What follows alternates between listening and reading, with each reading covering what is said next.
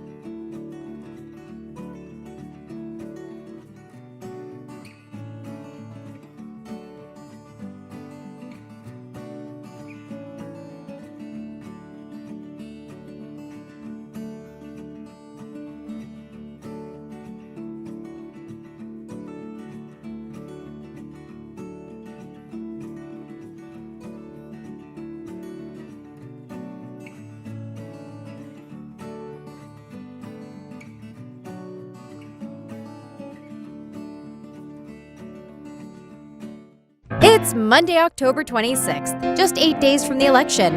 And just like Mike Pence being on the campaign trail despite having 5 COVID-positive team members, we're not canceling anything. Today is Women's Day on Vote for America, and we'll be talking with actress Kate Hudson, commentator Jennifer Rubin, and a poll worker with some excellent voting advice. And now our host, Lincoln Project co-founder Jennifer Horn.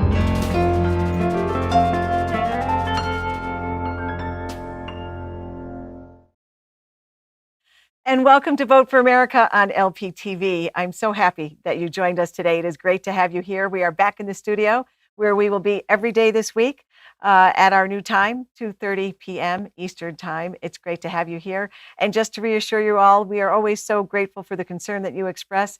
We are living in sort of a bubble here as we approach Election Day. Everybody in the studio is wearing a mask. I have my mask right here. When I get up and leave this table, I put my mask on as well. And we all are tested regularly, and we very much limit our contact with other people outside of our LPTV group here. So we are being smart. We are being safe. We hope that you are as well. It is just terrific to have you with us today. So let's get started with what's really important. Of course, it's a week until Election Day. No, it's not a week. It's a week and a day until Election Day. And I want to make sure that you are registered to vote. Here are some of our final reminders about voter registration. If you live in the great state of Montana, Washington, or Colorado, today's the day. This is the final day that you can get registered to vote. If you live in Connecticut, that day is tomorrow. So Montana, Washington, Colorado, Connecticut, if you are not yet registered to vote, let's get it done. You can go to vote.org and learn everything that you need to know about where and how to get registered in your state. And when it comes to voting, I believe we have over 40 states now that have early in-person voting underway. So you could very well be in a state where you could get out there and actually cast your ballot today. And again, you can go to vote.org to learn more about where and how to vote in your state. Every vote counts. No matter how good the polls look, no matter how confident some people are starting to feel, we need your vote. That confidence is built on the assumption that you're going to get out there and cast a ballot. Vote.org. Find out where and how to vote in your state today. As always, I'm so happy to welcome our co-host today, Lisa Senecal. She is the co-founder of the Marin Group, as well as our resident independent voter. Lisa, it is great to see you today. What are you thinking about? What's on top of your mind today? Hey, Jennifer, it's great to be here. Well, I've been thinking a lot about how important this election is to women. We heard Donald Trump at one of his super spreader events recently appeal to women to please just like him. And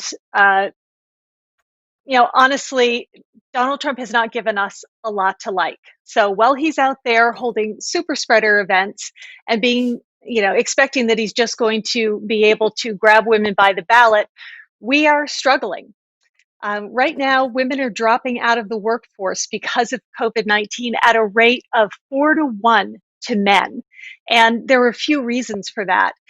Women tend to hold lower wage jobs. And so when that difficult conversation is happening in families about who is going to stay home and help educate the children, since our kids can't normally be in school right now because of the pandemic being completely mismanaged, it ends up being the woman most often who is going to stay home. Women tend to have jobs that are less able to be telecommuting jobs. So again, because we need to stay home, women are having to drop out of the workforce for that. And it's for everything that is difficult for white women, it is exponentially more difficult for women of color, especially Black women. So while Donald Trump is out there holding multiple super spreader events every day and telling us all that we just need to learn to live with the virus, and his chief of staff is doing the Sunday shows yesterday, telling us that they're no longer even attempting, if they ever did, attempting to control the spread of the pandemic, we're all struggling. So the answer is no. Women are not only are women not going to decide to support Donald Trump, they have been fleeing his campaign in record numbers, especially suburban women. And he has just given us no reason that we should be voting for him. So this is the 100th anniversary of women getting the right to vote. We need to be getting out to the polls, making sure that our voices are heard. And we also need to be convincing more men to also make the decision to support Kamala Harris and Joe Biden and not Pence and Trump this time around. And we have a really wonderful example of one man whose mind was changed.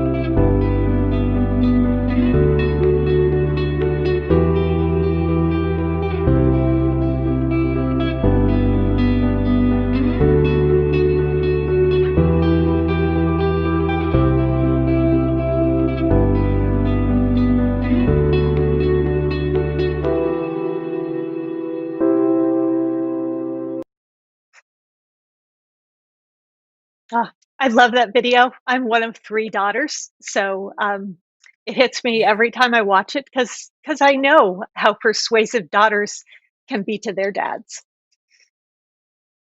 Yeah, I feel the same way, Lisa. I'm one of 7 daughters, believe it or not, Wow. to my great dad.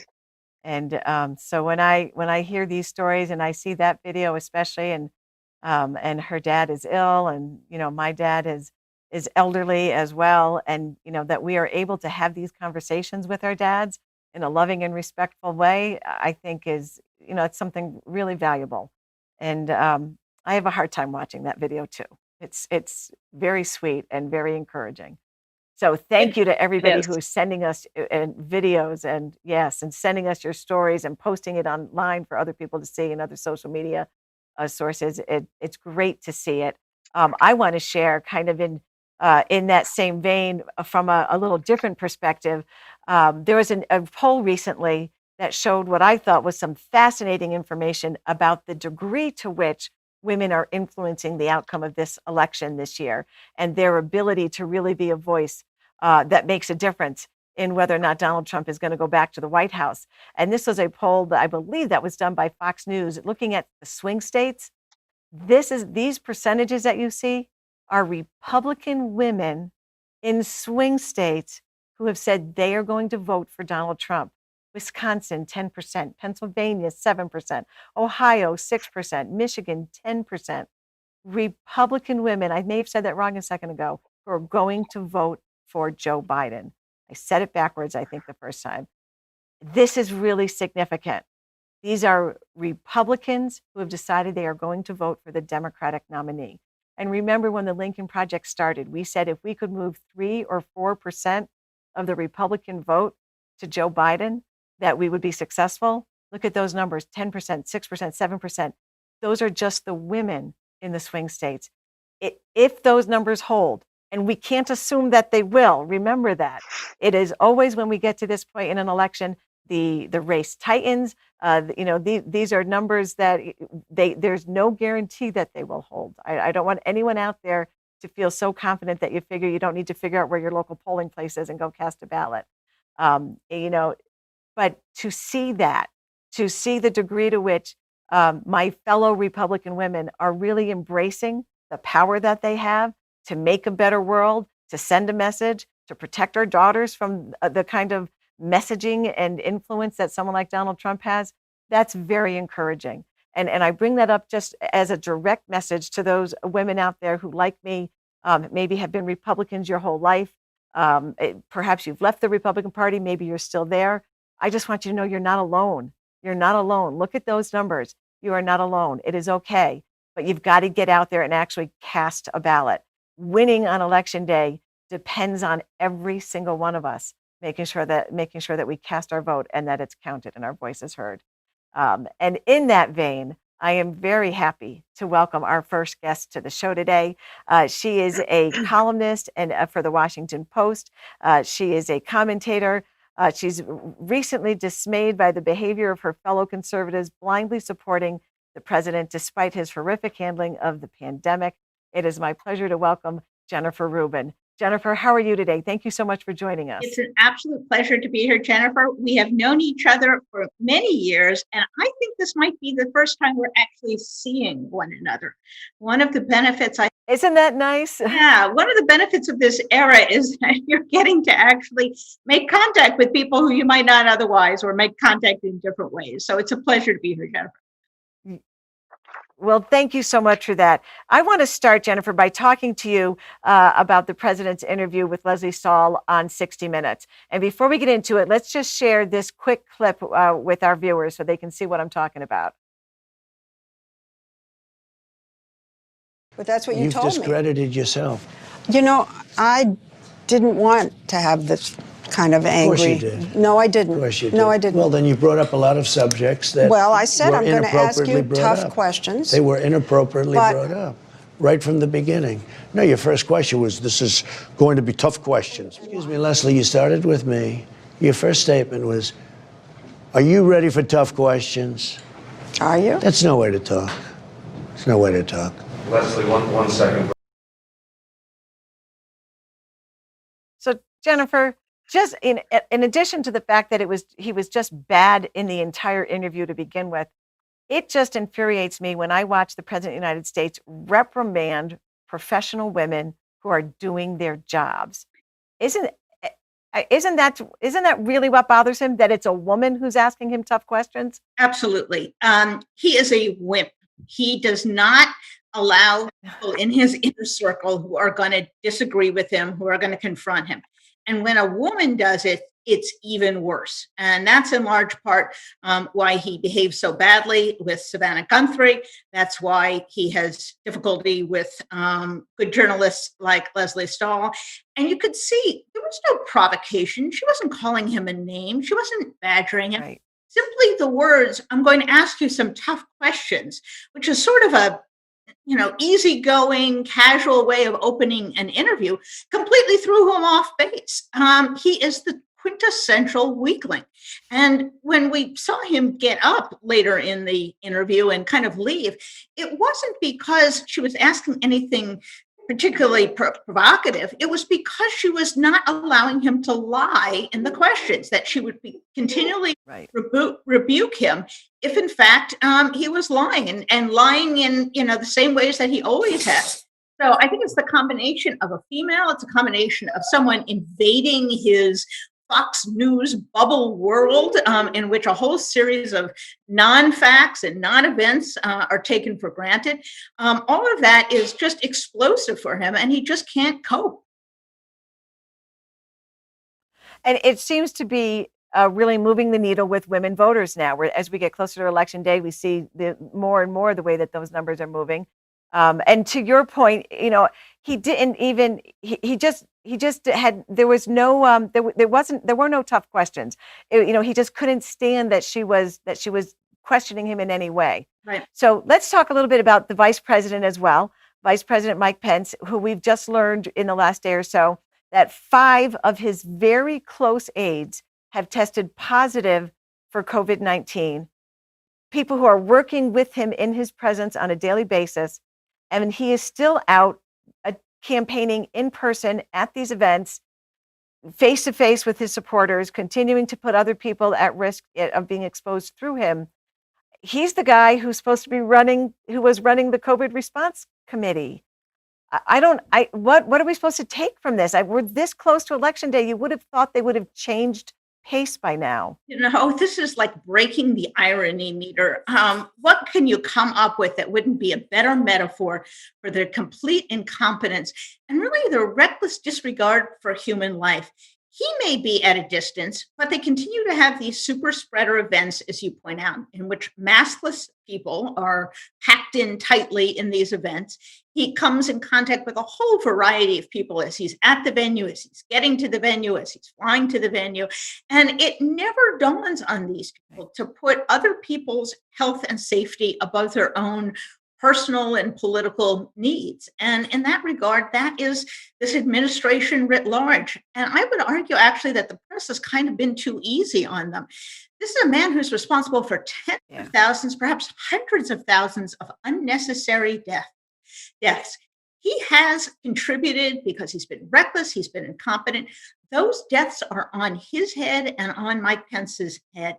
And I think we still have not come to grips with the realization that Donald Trump is in effect responsible for a mass atrocity. 100,000, 200,000 Americans dead. This is adding up to World War I plus Vietnam plus the Korean. And we still have more fatalities. And that's the great crime, the moral crime, the political crime of this administration. It is the great ethical, moral crime, of modern times, really. It's not enough just to frame it within this administration. But you just sense something that kind of it may have kind of gone over my head because we've been so focused on Donald Trump in this whole election cycle. And you just made a point about maybe the press has been too easy on Pence. We've all been too easy on Pence, haven't we? You and I both identify as conservatives, and Mike Pence is great. He's supposed to be the great Christian voice on pro-life, on life, and he has remained silent from that perspective in the face of this extraordinary loss of life. you know, can a vice president have an influence? Like, are we expecting too much when we say Mike Pence should be standing up to Donald Trump? And kind of like, we should remind ourselves that we're voting for Mike Pence too, the guy who was supposed to lead this effort and who keeps telling us how pro-life he is, but has allowed this to happen as well. This is another great moral failure. The vice president is the only person in the administration who can't be fired. He's actually there until the voters throw him out.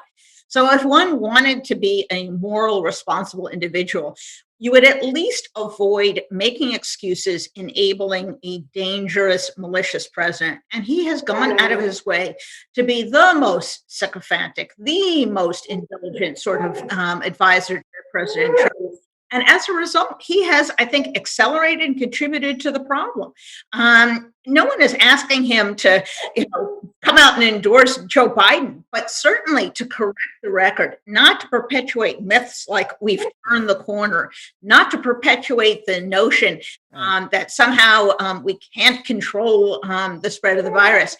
This has been a major failing on his part. And, I think when we look back upon this period of time, I don't want to make the analogy too great because I do not like World War II analogies, but people who stood around and did nothing or who quietly enabled have a great moral weight now on their shoulders. And they should be held responsible, if not in the criminal system, in our society, in our interactions with them, in future employment. These people have committed a great sin. And when you're head of the task force and you don't say anything when the president is spewing these crackpot remedies, when you don't say anything when he's shunning masks. And remember, Mike Pence himself went into the Mayo Clinic without a mask. He set a horrible example for everyone else. So when the history is read from this period of time, I think we're going to have a lot of worsts. The worst president, the worst Republican Senate, the worst cabinet, and the worst vice president. And there is shared blame among all these people. Of course, the president is ultimately responsible, but all of these people have a share in it. Well, let's talk about Joe Biden a little bit. This is a good segue over. You wrote a column recently, Jennifer, where you said that Donald Trump had 3 fatal flaws. I think it was a lack of empathy, that he surrounds himself with yes men, and that he's a conspiracy monger. Has Joe Biden done an effective enough job of making the distinction between himself and Donald Trump and sort of highlighting or taking advantage of those fatal flaws in a positive way to advance his own campaign? I think he has been really not credited enough with running a very disciplined, very smart campaign. He's sort of been underestimated from the get-go. I was one of the few people early on who looked at those numbers in the primary and said, Joe Biden is running a pretty smart campaign and, he just might win this thing. I think he has a great asset because every time Donald Trump opens his mouth, he proves Joe Biden's point. And, about half of those press releases you get from the campaign are essentially, look what Donald Trump just said today. He's proving our point. And he is. So the effort to show Joe Biden as the non-Trump, he is empathetic. He is based on science and facts. He does try to hire the best and the brightest. That, I think, has been very effective. I think there is always room, and I think if there's arguably something that gets lost in all of this complete chaos, it's that people may not have a really specific understanding of what his economic plan is. I think if you look for it, it's there. He's laid it out. He had a series of speeches. He had a convention. But for the average person, they may be a little fuzzy on exactly where we're going here. But it speaks volumes that really doesn't matter. This is a referendum on Trump. And to the degree to which Joe Biden had to make it had to put Donald Trump as the defining issue, he's run a very, very successful campaign. And to this day, you see a much higher percentage of people voting against Donald Trump. Now, some people think that's a negative thing. I don't think that's a negative thing. Every incumbent runs for his second term in a referendum election, and he's losing very badly in this one. So on balance, I would say he's done a very, very good job. And I think also underrated has been the pick of Kamala Harris, who has just energized, given jet fuel to this campaign in terms of fundraising, in terms of excitement, in terms of parts of the electorate who maybe were not that enthusiastic with Donald Trump. And I think the combination of the two of them have served the Democrats very, very well. Well, and I'm so glad you brought up Kamala Harris, because we're trying to speak today in a kind of a week of closing arguments. And today we're trying to speak directly to women. So to wrap things up with me, Jennifer, if you could speak to every undecided female conservative voter in America right now, from your perspective as a conservative woman who's decided to vote for Joe Biden, what would you say to them? I would say that character matters, that when you have a president who is so crippled emotionally, intellectually, morally, that it becomes impossible to solve our problems. And we have an out of control pandemic. We have an economy that is seriously hobbled. We have an international reputation that's been shredded because the president is simply unable to perform the task of being president. He doesn't have the moral center. He doesn't have the intellectual firepower. And whatever we get is going to be better. You may not agree with everything that Joe Biden says. I don't agree with everything that Joe Biden says, but there is no moral universe in which these people are even equal. Joe Biden is not a radical. He's about as moderate a Democrat as you can find.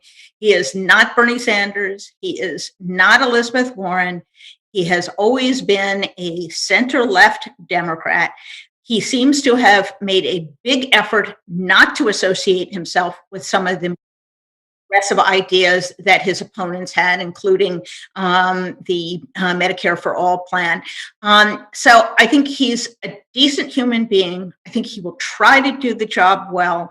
I think he is fit in terms of his emotional and temperamental makeup to work with Congress and to have a cabinet that is filled with competent people.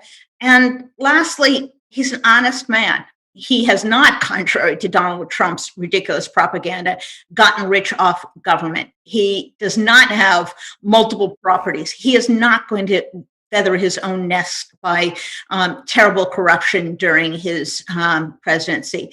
And I think returning to a normal, clean, functional government is essential right now if we're going to literally survive and if our democracy is going to survive. So I think this is the easiest, ironically, this is the easiest choice in my lifetime in terms of who's going to be president and who I'm going to vote for. And I would really hope that people would kind of screen out the news and the noise and think if they had to entrust their lives, their families to one of these individuals, who would it be? I think when you do that and you boil it down to the individual, the choice becomes obvious.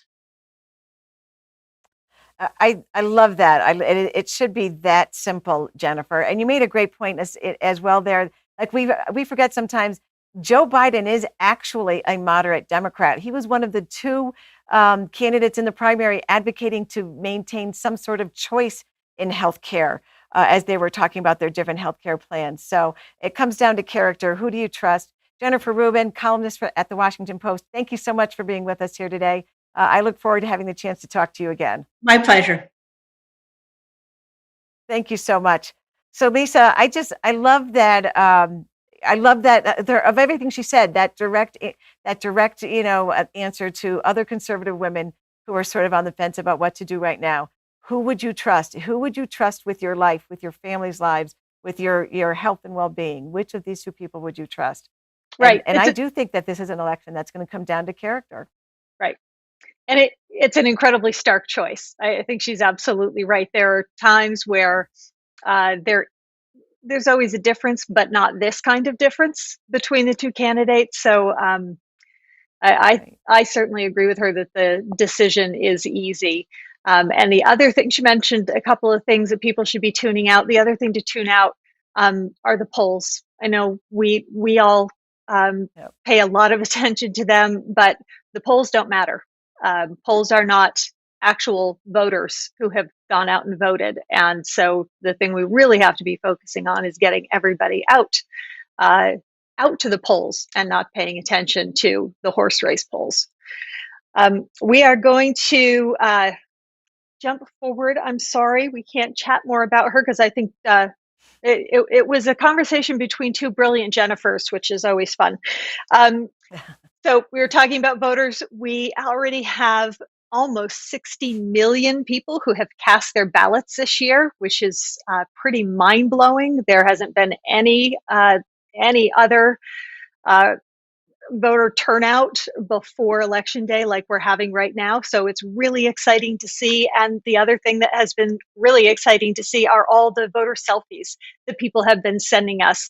And we hope you will keep doing that. We have the hashtag Vote for America Selfie. Please tweet us your pictures. We love seeing these. There are so many wonderful ones, and we're adding to this collection all the time. So please do keep those coming because we want to definitely add yours to this. And we like to feature, we like to feature a particular one on each show. And this one really stood out. This voter writes, I've survived cancer and the pandemic so far, praying that America will survive the challenge it faces as well. America or Trump, country over party. And that is so very important that we are willing to put country over party in this election. We have our next guest coming up. She is a retired nurse and a poll worker in Indiana. But before that, we're going to take a quick break.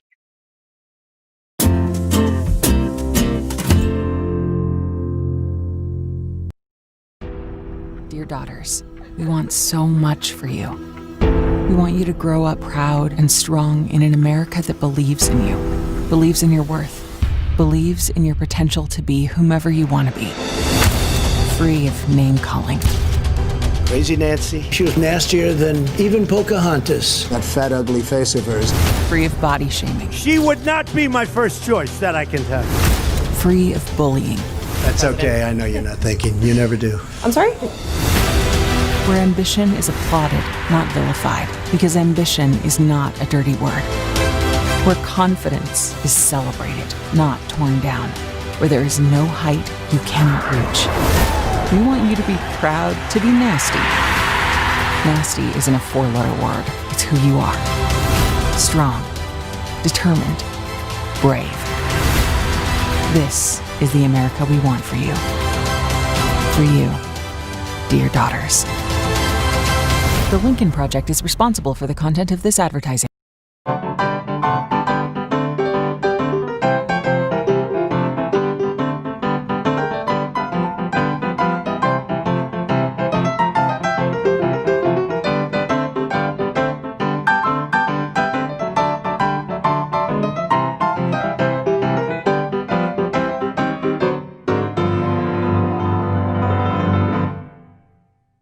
Models in the world to give her hope that one day she too can make a difference. Now imagine how she feels when she watches women being verbally attacked. What a stupid question that is. But I watch you a lot. You ask a lot of stupid questions. Maligned. This monster that was on stage with Mike Pence who destroyed her. Belittled. I'm not thinking, Mr. That's President. okay, I know you're not thinking. You never do. I'm sorry? Insulted. And I'd look her right in that fat, ugly face of Your daughters are absorbing that message right in front of your eyes. Now imagine a different future for her. A future with a president who doesn't just value a female voice, but chooses one to be his right-hand woman. A strong woman with compassion, unafraid to take on a bully. Mr. Vice President, I'm speaking. I'm speaking. Imagine that little girl in the mirror is yours, and your actions on November 3rd will define who she sees. Vote for her. The Lincoln Project is responsible for the content of this advertising.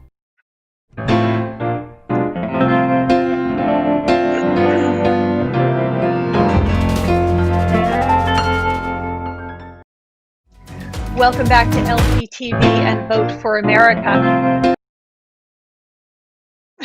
Hi, folks. Welcome back to LPTV and Vote for America. We are being joined right now with our next guest. Jane Neulieb is a retired nurse and a longtime Indiana poll worker. And we are so honored to have you here with us today. We're really excited to speak with you. Thank you for having me, and to follow up with Jennifer after Jennifer Rubin is quite an honor. Thank you. Oh, well, thank you. I want to hop right in.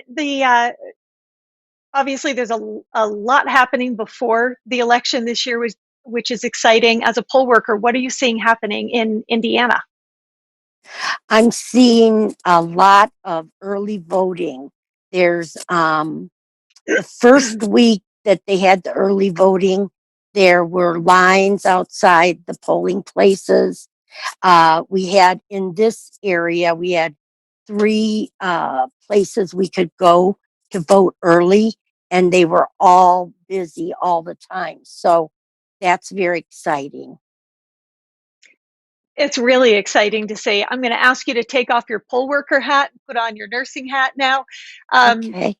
When you see those lines and you see folks going to the polls, as a nurse, what are you seeing, and what can you recommend in regards to protecting ourselves against COVID-19? Right. Well, what I see is something that would make Dr. Fauci very proud. Is I see little X's where people can stand, and everybody adheres to that. And there's only 3 people allowed in each polling building at a time, and I'm happy with that. I think that and everyone has to have a mask on. I think in my years of nursing that I've walked into many rooms with communicable disease patients, and exactly what we would do. So I'm very, very happy with what I see. The county election bureau works very, very hard to make this go off seamlessly. So I'm very happy that I think people can vote and stay as healthy as they were when they walked in. I am so happy to hear you say that. There are so many places where masks are not being mandated and people are not voluntarily taking the precautions that they should. So hearing that it is mandatory for people to be wearing masks when they're going in and voting is, as you know, the mask has some protection for the person wearing it, but it's really about taking care of everybody else around us. And that seems like sort of a baseline of what we should be capable of doing for each other. You have had someone close to you who had a really difficult experience with COVID. Yes. Can you tell us what your friend went through? Sure. She and her husband had gone on a vacation to Florida, and they drove there, and they came home, and they were sick, and both of them, temperatures and just a feeling of malaise. And they went to their doctors 3 times that week. Now, this is the very beginning of the epidemic starting, and they went to the doctor 3 times, and even their family were very worried. They were saying, "Oh, you should be in the hospital." But at that time, the doctors just didn't know how serious this was. And then on the 3rd day, he put them both in the hospital, and they were both in isolation rooms. And his oxygen saturation was fine, but hers kept dropping until the point that they put her in an ICU bed. And by then, she was just spiraling downward. And they had to put her on a respirator that would help her breathe. They intubated her and put her on a breathing machine. And she was on that for 21 days. And she still has no recollection of it at all. And then she was able miraculously to get it off it, and was then sent to rehab. And now she's home and she's doing fine. But it scared us all. It made it real for all of us in this area. Yeah, that's really scary. I'm so happy to hear that they have both recovered and are doing well now. But we know that's not the case for everybody. And as these rates are going up, it's so important to hear stories like the one you just told. So we're all taking this as seriously as we should, even though it's been going on a long time and it's hard. But we have to stay vigilant. So thank you for helping us raise our vigilance and being here to talk with us today. It's been really wonderful to have you. Oh, it's an honor. Thank you. Thank you. Take care. Oh, I so appreciate those very personal stories being shared, Jennifer, because I think it's easy if we haven't had someone directly connected to us who've had COVID. And I think most of us at least know someone who knows someone at this point. And unfortunately, by the time we get this completely under control, we're probably all going to have a very personal experience with a loved one who's had COVID. But man, we've got to take this seriously right now. It's just raging out of control. Well, that's one of the things that I really enjoy about what you and I have been able to do here, Lisa. Like the whole purpose behind this show was to share information with people, empower them to vote, to make their voices heard, to encourage them to vote for Joe Biden and Kamala Harris. But kind of, as a bonus to that, or a parallel path with that, we've also had so many opportunities to share important information with people about how to just keep themselves safe, how to keep their families healthy, and to avoid, exposure to the COVID-19, and to be, kind of more responsible healthcare citizens within their own communities. And that story that you just heard is such a great example of that. I love that she's talking about wearing masks to vote. People are going to be standing on lines, they're going to be in crowds, but that it is so important that you vote, but do it in the safest manner possible. Hand sanitizer, masks, keeping your distance, all of that sort of thing. This is a great opportunity for us to share more of that kind of information as well.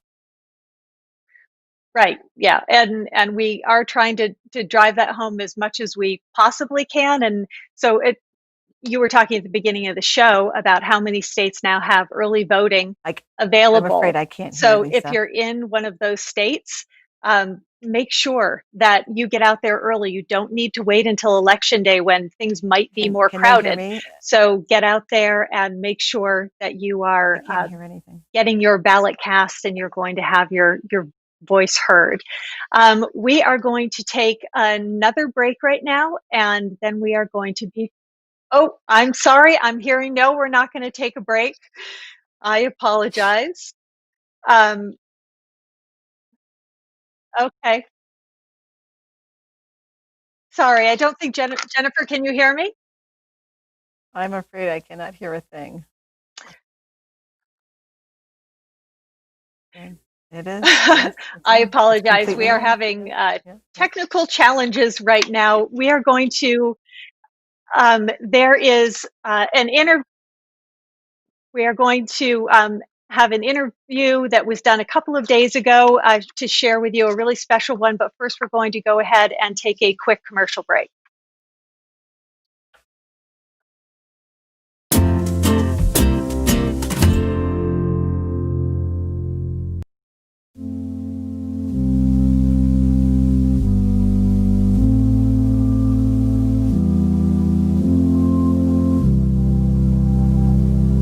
Were you ever taught when you were young?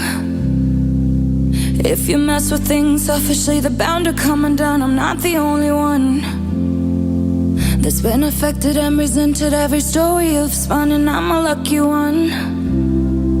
'Cause there are people worse off that have suffered enough. Haven't they suffered enough?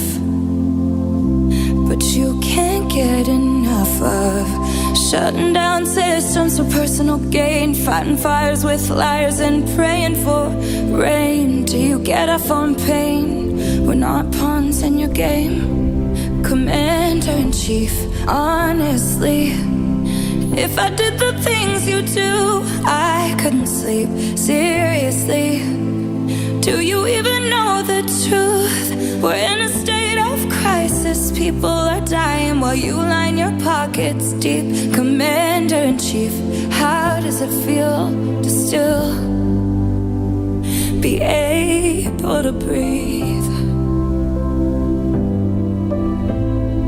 We were taught when we were young, if we fight for what's right, there won't be justice for just some. Won't give up, stand our ground. We'll be in the streets while you're bunkering down. Loud and proud, best believe we'll still take a knee while you're Commander-in-Chief. Honestly, if I did the things you do, I couldn't sleep. Seriously, do you even know the truth? We're in a state of crisis. People are dying while you line your pockets deep. Commander-in-Chief, how does it feel to still be able to breathe? Be able to breathe.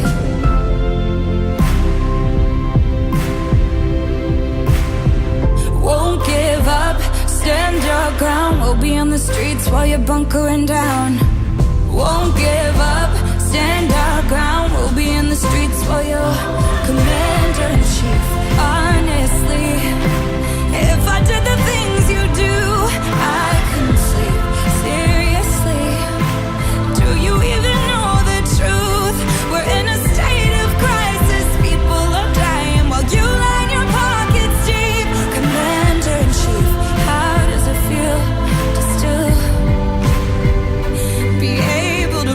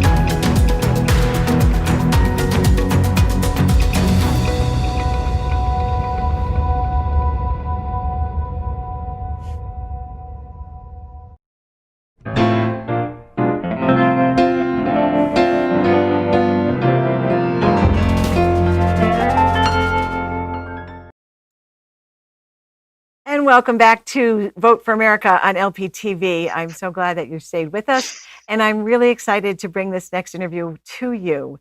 Last week, I had an opportunity to sit and have a little conversation with Kate Hudson. Like so many women across this country, she's very concerned about the world in which we're living and the importance of this upcoming election. So we were pleased to have the opportunity to talk to her. We pre-recorded that interview so that we will be able to bring it to you today. And here is Kate Hudson. And I'm so happy to welcome our next guest to Vote for America here on LPTV. She's an Academy Award nominated actress, a mother of three, an author, a phenomenally successful entrepreneur. So happy to welcome today Kate Hudson. Thanks for joining us, Kate. It's good to have you here. Thanks for having me. We so appreciate that you made time for it. But let's just jump right into it. We're all here to talk about something we think is really important, of course, and that's this upcoming election.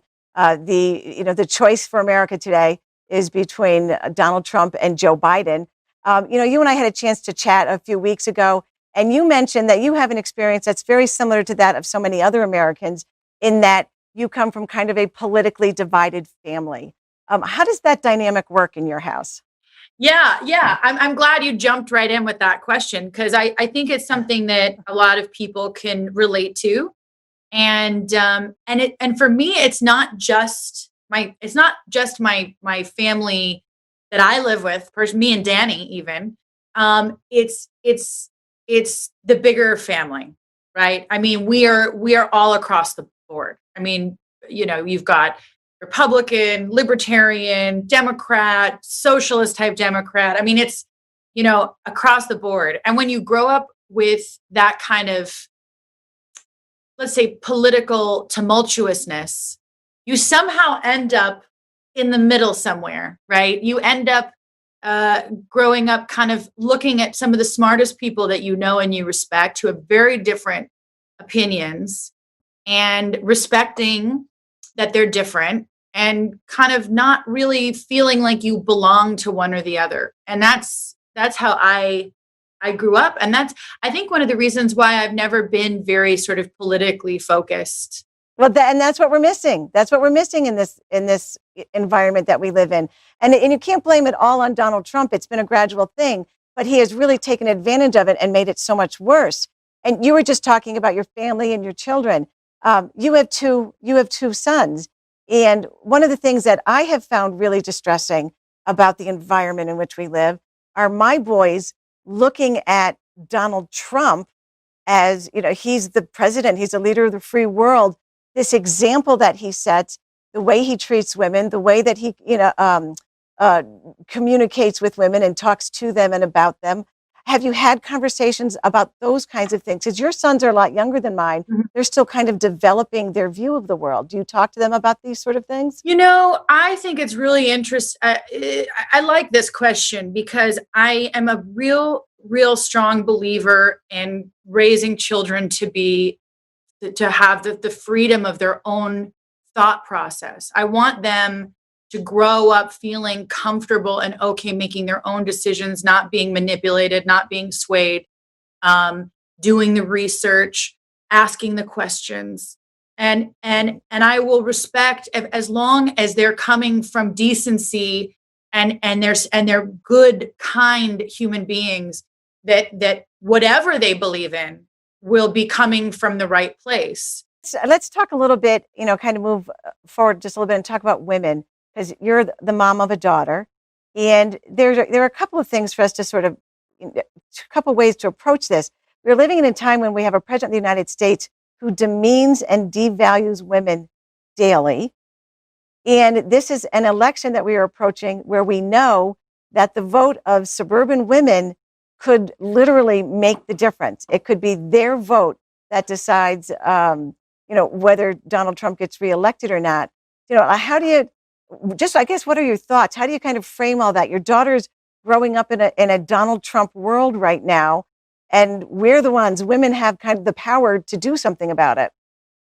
Well, I'd like to say, one, that I love that women have this power, because we are very powerful when we're together on things, whether it's, in your personal life and home. When we form together, we're incredibly powerful. And I think that this says a lot just philosophically about the importance of women. And I think,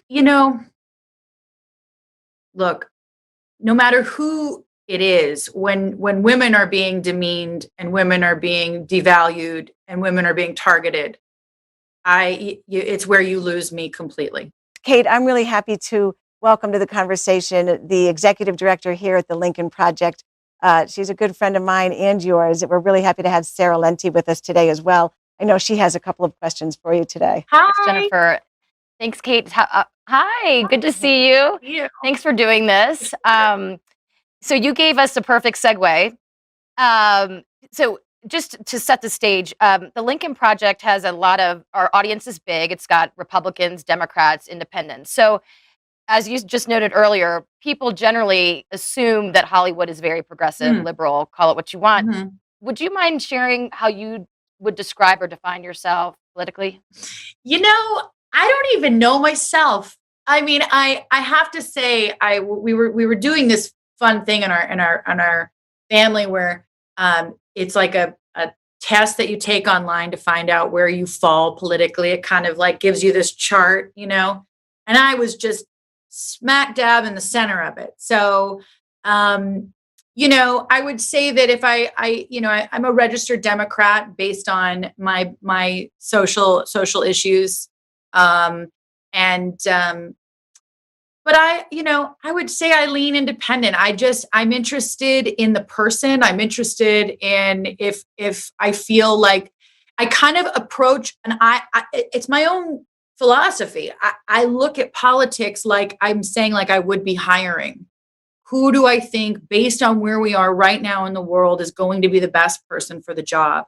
And this sort of party politics of having to subscribe to one or the other is just not how I think. My final question for you, when you had mentioned that you're not typically vocal about politics, so what was it? And I think you alluded to it a little bit earlier about decency and things like that, but what is it about this election cycle that's different for you? And I think, by the way, this is going to matter to the women voters that are watching our show. I think there's a lot at stake.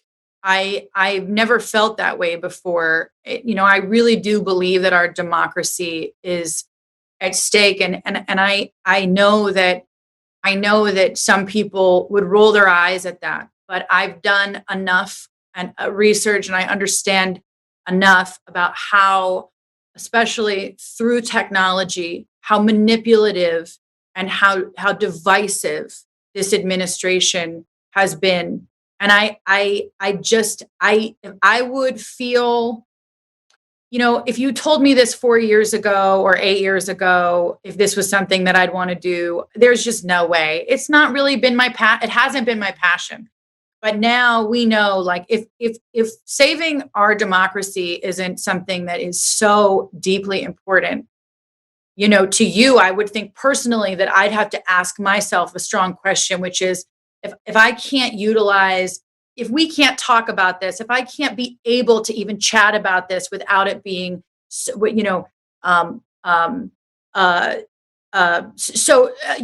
everything around this has become so negative. And to me, and hyper-partisan. I believe in connection. I believe in being able to have a bridge, but actually meeting somewhere in the middle. We deserve as people to be able to live in a world where we can have differences and still respect each other. We don't feed into hate. We don't feed into divisive language. We don't feed into these things. And I just, all I see is this sort of inciting behavior that is so destructive to my children and to the younger generation. And I would feel like I wasn't doing my part if I didn't say that vocally and out loud. Thank you. Kate, you've been great. And we've touched on so many issues here that I think are really important to people. To wrap things up, I'm just going to ask you if you could sit across the kitchen table over a cup of tea with an undecided voter, because that's who we're really talking to on this show, right. Especially those folks who are kind of more center, right-leaning independent, more moderate Republican. They don't normally vote Democrat, but they know that this president is a danger. They just need to kind of get that push. If you had 30 seconds and you can just speak to that person, what would you say? Well, first of all, you're talking about a lot of people I know and a lot of my friends, It doesn't mean just because we vote this guy out, it doesn't mean that the things that you care about or the things and the policies that are going to be left to the side. All of these things that any Republican cares about are still going to be at the center of the debate. They're still going to be there. They're still going to be discussed, and they're still going to be, with the right administration, looked at equally as the other side, because that's why we have the importance of a two-party system. So to me, we need to restore what that means. That's not what's happening right now. And so let's give everyone in this country a break for 4 years. Let them take a breath. And then in 2024, we'll just be back at it again, and we'll see, hopefully, that we're in a better place, and we'll be doing it again. I love that. Thank you so much, Kate. We're not asking people to give up their principles. We're not asking them to abandon, what's important to them. We're asking them to put country first and do what's right for our future and of our children and for the country. Yeah. So Kate, thank you so much for being with us. Thank Sarah, you. as always, thank you. We love having you here when we can. Kate Hudson, thanks for being with us today. So that was really a great. nice opportunity for us to have. Yeah, it's nice to. I think it's a nice opportunity to hear from a different perspective, and to hear from a. I love and I said it when we interviewed her. I love what she said about this. Isn't about saying that you have to give up the things that are important to you or give up the fights that you want to continue to be engaged in. It's about doing this one right thing in this one moment, and then we continue on. And there's another presidential election in 4 years, and 4 years after that. Right. This is about doing what's right now. Right now. Yeah, I think there's a real argument to be made that we really aren't focusing on a lot of the issues that are important to either Republicans or Democrats because we're so wildly dysfunctional right now that we're not really debating issues and policies. It's become too much a cult of personality and division. And hopefully, after 4 years of a Biden-Harris administration, we're still not going to agree on everything, but we might be able to function more normally and productively than we've been able to do over these 4 years. So it's a hope anyway. Agreed. Agreed. Yeah, it's we'll see if we can do it. But certainly the first step is to win the election, and then we'll go from there and start the work of repairs. One of the things that's really important this election season is making sure that everybody is able to, without obstruction, get out and vote.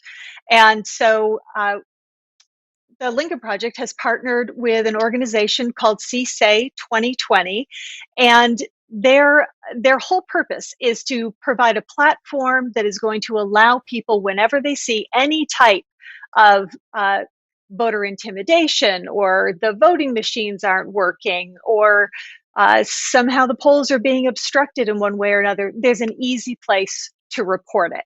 You can go to CSAY2020.com, and it's a very easy process to fill it out. We want to give you a look at what a report actually looks like. We have one voter who wrote in because she had seen that there was voter intimidation happening at this polling place. A friend of hers had Biden signs stolen, and she spoke to that person about what was going on, and was told that when she went to the polls to vote, there was voter intimidation. She was being people were screaming Democrat at her, as though that is an attack at this point. But still, it's intimidating. That's going to drive some people away. So we want to make sure that you're reporting those things. Go to CSAY 2020. Very quick and easy form to fill out. You just need to put in the type of suppression or voter intimidation that you're seeing. Click that box. You can then put in details of what was happening. And if you have a photo or a video that you can include, that's fantastic. Give us the time and the date and location of the incident. And then once that's all input, you're able to go into the map that folks who are ensuring the integrity of the elections are able to see as well. And you can see that we already have a tremendous number of reports that are coming in. And every time we have a report, it means that somebody is going to be able to get that issue addressed, and other people are not going to have to face the same obstacles to voting that the person who reported did. So it's a wonderful service. We hope everyone will take advantage of that. Just really, really important that we're all doing what we can to protect our democracy this year.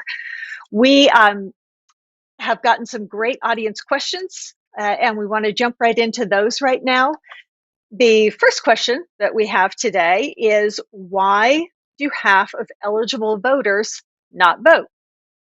And, Jennifer, we were talking about voter intimidation. That might be a piece of it, but there are a lot of other reasons. Well, I think, frankly, that's probably not the biggest part of why most people don't vote. And it's a great question, and it's a hard one to really answer directly, other than I think that probably the biggest influence over why so many people don't vote is that those people don't believe that their voice matters or that their vote matters, that they look at it and say, it's all just a big mess and mine's just one vote and they're all the same. Politicians are all the same. The government doesn't work for me. So why bother? And to that, I answer, this is a year when your one vote does matter, when it will make a difference, where each one of us individually standing up and speaking up and casting our ballot and making our one become a part of the many, where it matters more than it ever has before. We need a world where the United States of America is not led by Donald Trump. And the best way to make sure that no one like Donald Trump ever wins again is for every single one of us to cast a ballot. Let his defeat be overwhelming. Your one vote, and your one voice does matter. Absolutely. Let's go ahead and take a look at our next question. Can he possibly win? Yeah, he can. I mean, we saw this in 2016, and Yes. just what you were just talking about, Jennifer. People can become complacent, or they think that their individual vote doesn't matter. And if there are a lot of people who all believe that at the same time and don't take the time to go out to the polls, we're going to end up with the same thing that we did last time, where interviews were being done the day after the election with people who were out protesting in the streets, who said they hadn't voted. So yeah, he can still win. The battleground states are tight, and the race is going to tighten this week leading up to the election. So we can't take anything for granted. We were saying earlier, it doesn't matter what the polls are saying right now. Everybody's got to get out and vote. And we really want a Biden victory to be overwhelming. So it's even if you think in your state, my state always goes blue, I don't need to worry about it.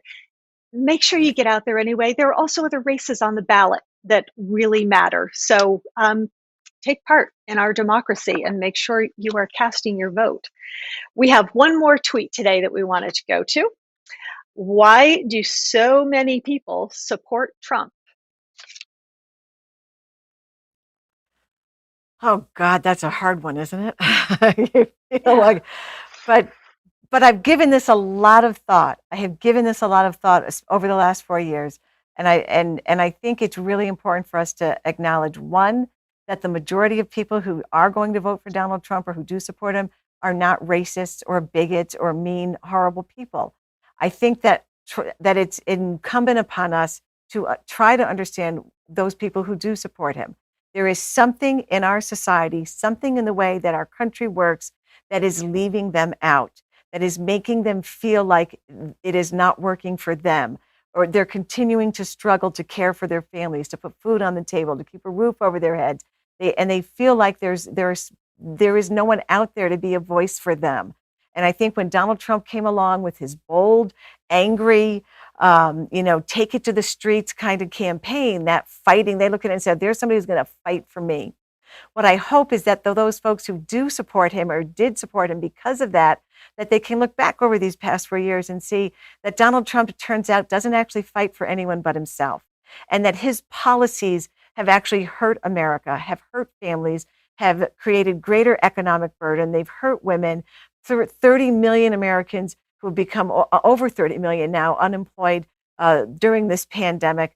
His policies are hurting those people that he promised to help. So I hope that those folks can look at this election and look at Joe Biden and say, here is somebody who at least has a genuine care for others. And let's give him a chance and see if he can't be a voice for those folks who feel like they've been left out of the system as well. Yeah, we know in comparing Trump and Biden, Biden is the one who really has the life experience of growing up in a family of the forgotten man. Donald Trump cannot possibly relate to this. And as you were saying, he didn't try to in the past 4 years. So, yeah, I think we have a much better chance of Biden understanding real people and not just folks like Donald Trump. I'm not sure anybody really understands Donald Trump. We have reminders for you again today. Please make sure that if you have voter registration deadlines happening in your state, that you're aware of where those are. Don't let those deadlines go by without being registered. You can go to vote.org and make sure that you know when your deadline is. Want to call out one more time, CSA 2020, please do go check out. It's a simple one-page form to fill out to be able to report any form of voter suppression. And we really do want to make sure that we have unobstructed democracy for everybody who's going to go out and vote this year. And I think that's everything I have for today, Jennifer. That's a lot. Lisa, thank you so much. It's always great to have you here, and very grateful for the important information that you bring to our viewers every day. And of course, we also want to thank our all of our guests. Oh gosh, I'm going to forget Jane Neulieb and Jennifer Rubin, and of course, Kate Hudson. Terrific to have all of those good folks with us today as well. Lisa, thank you so much. Thank you. So, and always thank you to all of you for being here and for being part of what we're trying to do here today. You know, this is the point in a campaign, in an election, where the candidates are making their closing arguments. Election day is a week from tomorrow. And so here at Vote for America, we're going to spend this week making our closing arguments as well. And today, as I'm sure you've noticed, we've been talking a lot about women and the role that they play and the impact that this president has had on us, whether as business owners, as parents, as just equal members in society. And what we know is that Donald Trump does not respect women at all in any manner. He dismisses and demeans our contributions. He sees women as appendages, as accessories. He sees us as our purpose is to make him look good or just be quiet and step aside. And as disrespectful and as demeaning as that is, it is much more damaging to our daughters, to our nieces, to our sisters. We cannot allow them to live in a world where the President of the United States tells them to sit down and be quiet, where the leader of the free world dismisses and devalues them on a daily basis. As parents, we spend so much time trying to teach our daughters of their value, of their equality, of their strength, that they should reach and dream and lead. In Joe Biden, we have a leader who values women, who has chosen a strong woman to be his vice president. Joe Biden respects women. He believes in us. He believes in our daughters. Let's vote for that guy. Let's vote for the guy who respects and believes in women. Joe Biden. That's who I'm voting for. I hope that you're going to join me in that. I thank you very much for being with us today, for joining us. We will be back tomorrow at 2:30 Eastern Time here. I look forward to seeing you then on Vote for America on LPTV. This is America, and it's hurting. Right now, we're getting knocked down by the very people who should be lifting us up. Our families and our neighbors are sick, and we're being lied to.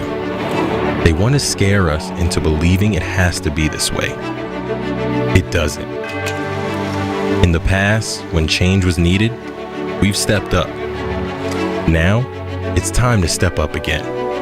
This moment is not about Democrat or Republican. It's about being on the right side of history. We must set aside our differences, stand together, united, and ask, what can I do to help?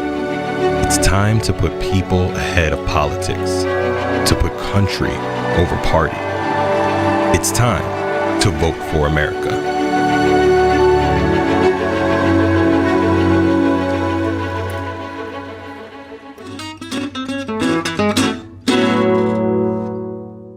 And this was never envisioned when we started the Lincoln Project, right? We started with an entirely different set of assumptions. We never saw a pandemic coming.